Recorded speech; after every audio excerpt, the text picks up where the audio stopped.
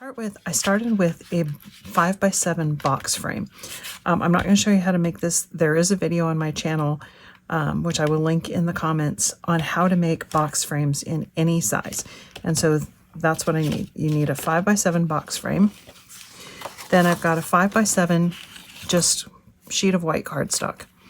And I took some nesting dies and I created little blue frames out of them. And that's what these are. And I used the larger one to cut a piece of vellum, actually three, I did it 3 times, to create a piece of vellum the size of the larger one.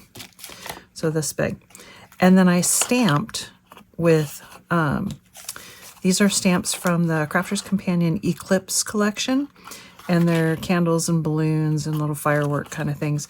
And I stamped with my Spectrum Noir metallic ink, opaque pigment ink pads, the metallic pads, and then heat embossed with clear embossing powder.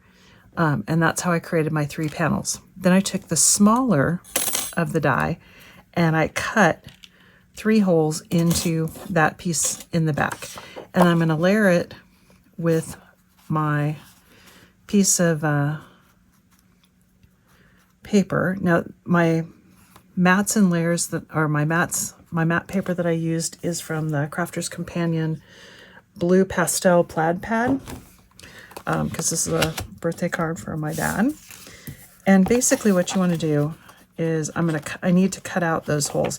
Now you can use your die, but because it's going to be mostly covered up anyway, what I'm going to do is I'm going to go ahead and glue it on there, and then I'm just going to cut it out from the back with my craft knife, because the edges aren't going to show anyway.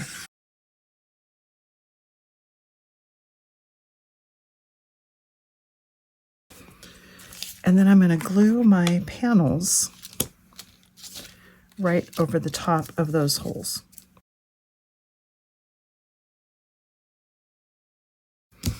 And then I cut a happy birthday sentiment that I'm going to put on right over the top of my panels, just like that.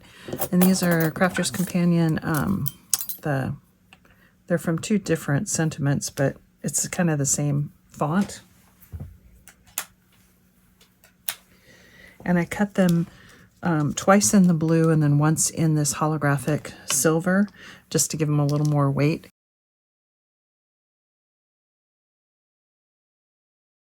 Okay, and I'm going to work on the other. So this is my front. It's a front fold back gatefold card. And these are going to glue onto the sides of my box frame to make the front. These are 5 by 7.5, scored at 3.5 and at 7.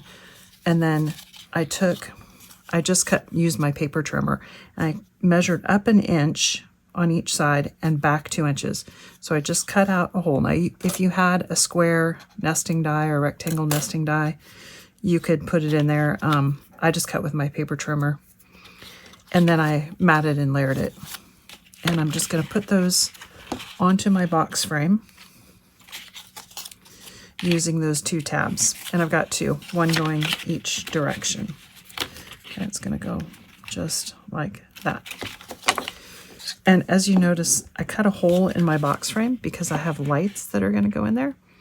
And I need a hole to be able to get the lights in there and to be able to get to the controller to turn them on and off and to change the battery.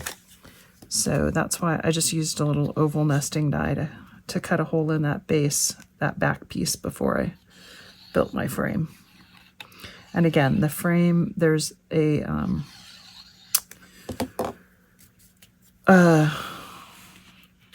video on my channel that tells you how to build a box frame in any size. So any size base, any height this way, any width frame that way. It'll tell you how to do it. Okay, so I've got my aperture on the front, and then this is a birthday card for my father, who's 91, and I'm just going to put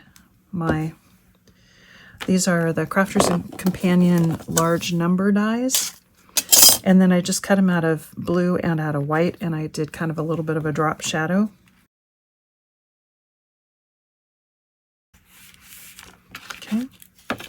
there's my 91. And then I'm going to get my front piece, or my inside piece, and we're going to glue that. And now I've got a string of lights. These are called fairy lights. I got them on Amazon, and it's just a little string of, it's like a wire with little LED lights on it. And you just kind of, you're just going to jam them in there.